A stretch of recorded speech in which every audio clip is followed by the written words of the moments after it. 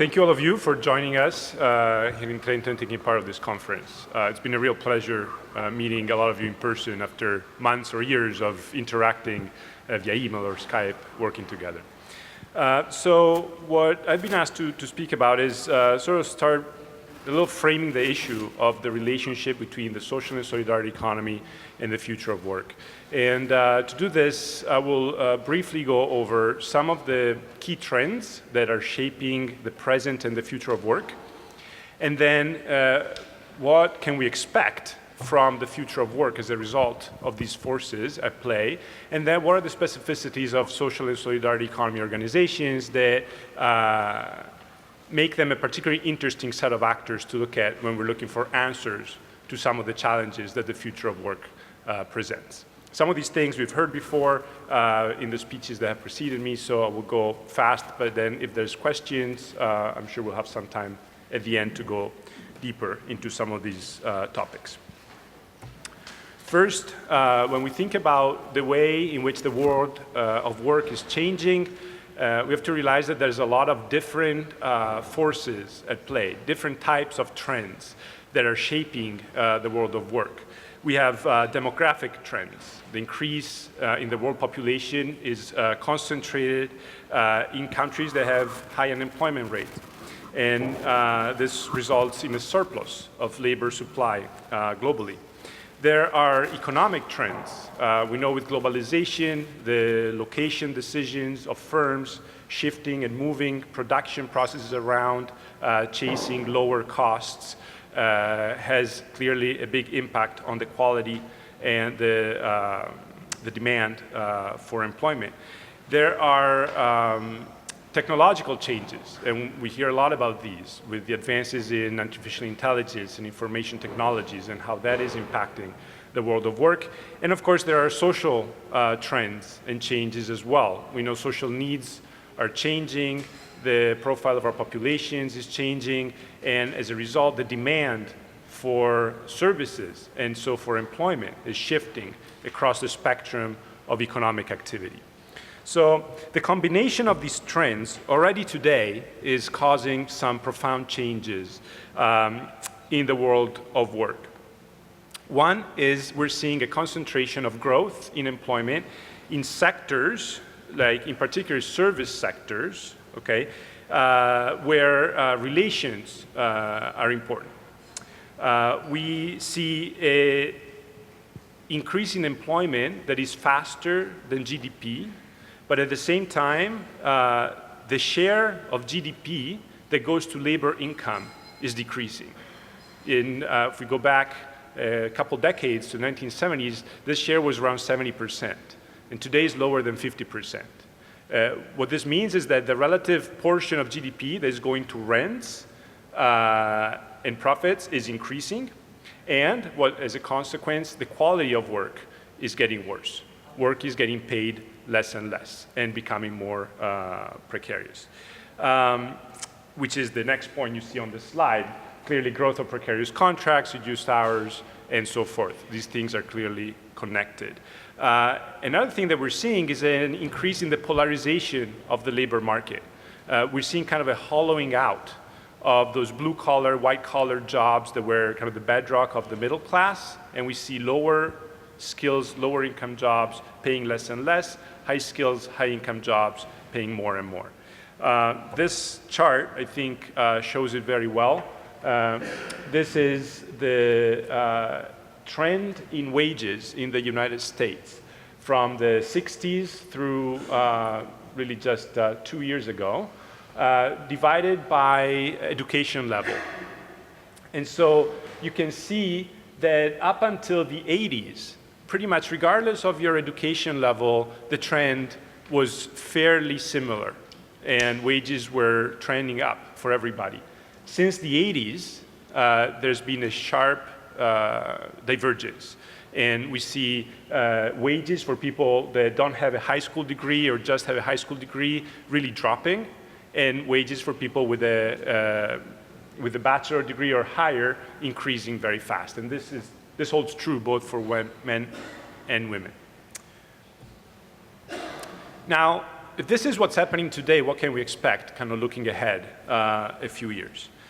We know for sure that the evolution in digital technologies, information technology, artificial intelligence is only going to keep going and go even faster. And the jury's still out, I guess, on what is the net effect of this. Every time in the past the technological revolutions happened, they wiped out some jobs but created new ones.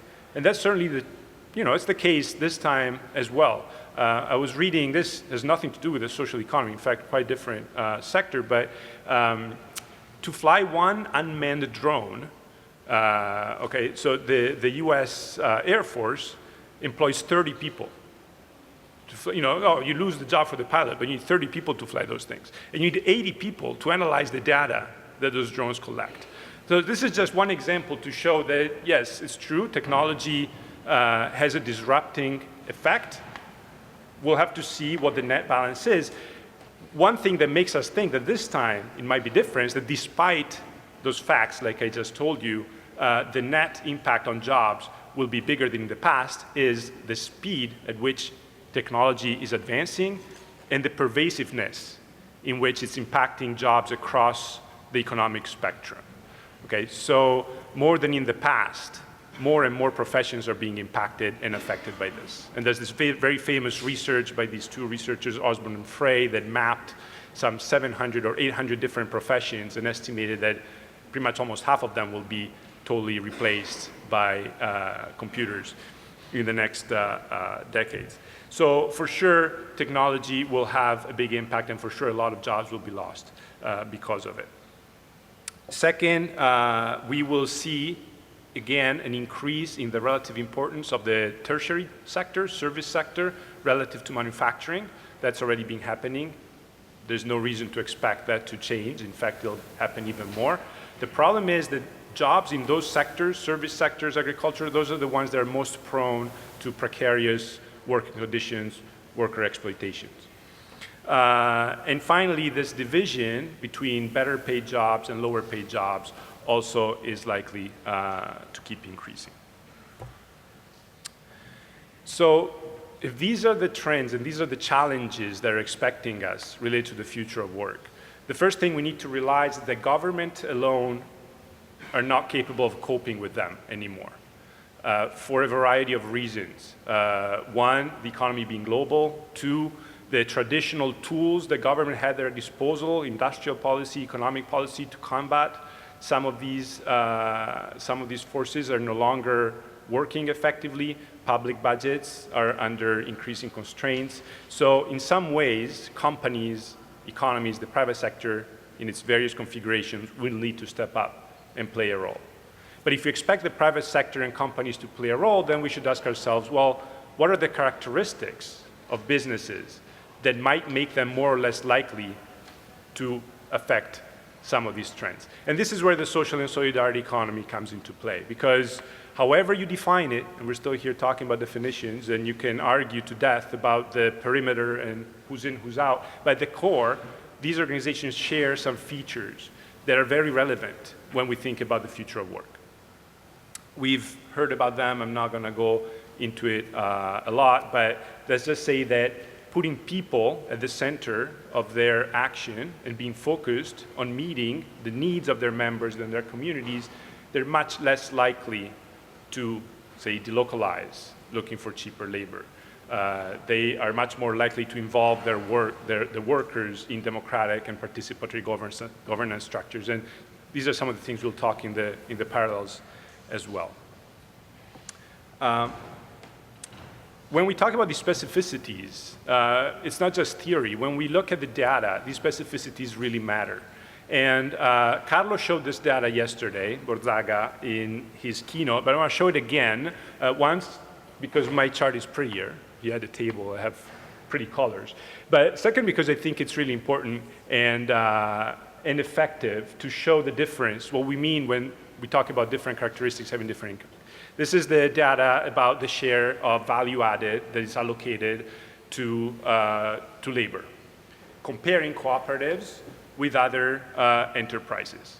And overall, like Carlo was saying, we saw that while cooperatives allocate to labor over 80% of their value added, so for each euro of value added they produce, 80 cents go to their workers. For other types of companies, this is around 50%. And one could think that this is because, while cooperatives operate in labor-intensive sectors. Actually, no. This fact holds true across the spectrum of economic activity. We see the same difference, with some variation, in sectors going from mining to real estate to business services. And it's particularly striking when we look at some of those sectors that, because of the trends I was talking about before, are expected to grow in employment and demand for work, social and welfare services. In these sectors, cooperatives allocate to workers over 90 cents per euro value added. Other companies, only 30 cents. So this is, I think, it's a very vivid picture where we have data, and we know we don't have a lot of data, but where we have it and we can measure these things, the data bears out the differences we're talking about in theory. And these differences are particularly striking in those sectors that we know will keep growing in terms of demand, because the needs keep growing in those areas. I will go through this quickly. We know that the SSE is important. It's been growing. It's been very dynamic in creating new types of organizations designed to meet new needs. This, we've seen the rise of social enterprises. We're seeing in some countries like Italy now, community enterprises.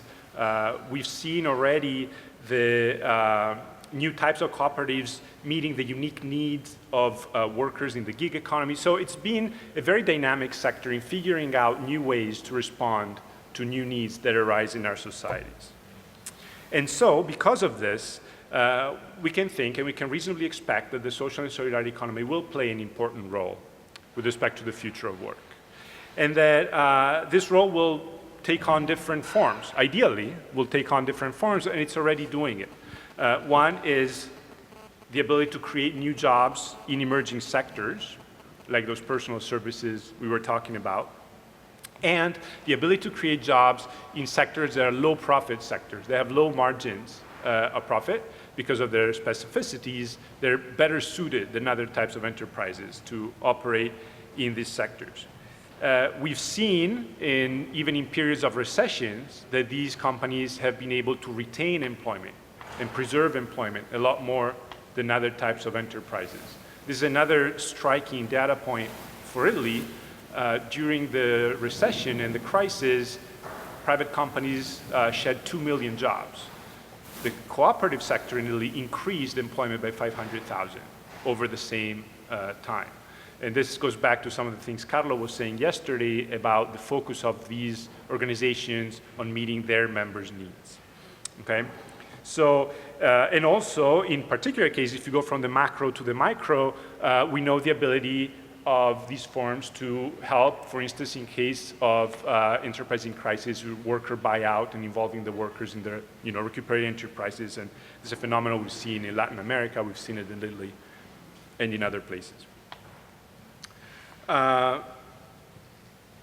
One thing that's interesting and unique, I think, is, and this also, I think, was touched upon yesterday, is the ability of these organizations to leverage intrinsic motivations. So to motivate people to work in sectors that they might not otherwise consider because they have a reward, not in terms of money, but in terms of motivation and satisfaction, and job satisfaction. And where we have data, where we did polling, this comes out. Like workers in the social sector, for instance, they might make less money, but they're happier about their jobs, which ultimately, I would argue, is a key measure of the quality of work.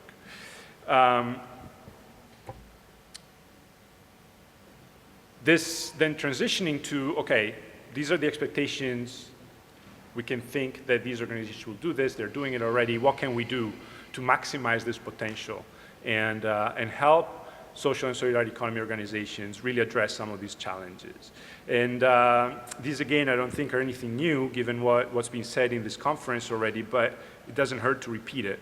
The first is this notion at the core of what is the social and solidarity economy, and really understanding it and promoting it as an alternative way of organizing economic activity. It's not there just to remedy market failures, it's not there to do things that other actors cannot do. It's fundamentally a different approach. It's a different economic model that has advantages and disadvantages. It doesn't work everywhere, but we need to understand what these advantages and disadvantages are, and we need to make sure that wherever these types of organizations can work and work well, they should be allowed to do it. And this is not the case today. There's still a lot of work to do on this front. And so when we think about what regulation should do, based on this realization, it should prevent the use of these enterprises for opportunistic reasons, where there's legal loopholes, where it's more convenient to make a cooperative because you can go around labor regulations. Those loopholes should be closed, because that's very bad for the workers, it's very bad for cooperatives, it's bad for everyone. But at the same time, we need to give flexibility to these firms. We need to enable them to operate in virtually every sector of our economy, wherever they can and wherever you can make a case that they could potentially work. So we shouldn't constrain them to specific sectors necessarily. We can also think about how to support these organizations, particularly for their role to employment provision. There's things that regulations could do to enhance the role that these organizations play for employment. For instance, by reducing the cost of hiring people in some of those low-profit services. Or, and this is something we'll be talking about tomorrow, enable these organizations to become more capitalized and grow, including through those profit distribution constraints and asset locks that can ensure that they have a longer-term outlook and perspective. And also another critical issue, and we're seeing it here, but in other parts of the world as well, is public procurement, particularly to the extent that the public sector looks at social and solidarity economy organizations to provide some services that are in the public interest. Regulating this relationship through competitive procedures and tendering, it's a problem. It's a problem for the quality of work, because these are labor-intensive sectors. The only way you can compete is by cutting labor costs. So the net effect of competitive tendering procedures is worse conditions for the workers in these enterprises. That's one reason why it's not a good idea. The second reason is because the public sector doesn't always know everything.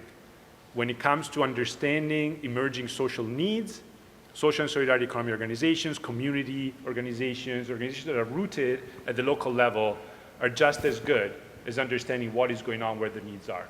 So these are two very good reasons why public procurement should not be regulated through competitive bidding system, but rather move towards a co-design process, okay? So since this event is organized by the ILO, well, let's think also about what international organizations can do. And there's a few represented here, UNRIST, ILO, and so forth. One thing they can do, and they're doing it, and I commend them for doing it and should keep doing it, is promoting better knowledge of the social and solidarity economy at the global level.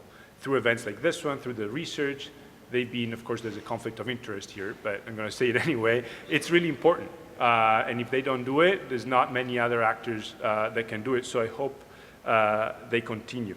And promote it, particularly within the UN agency system. That's promoting this awareness. It's extremely important. And then promote, define, support the adoption of regulations that can be more homogeneous across countries and that go in the direction of the recommendations that I said before. So I think I'm out of time. I'm going to stop here. Thank you for your attention, and if there's questions, I'd be happy to answer them after. Thank you.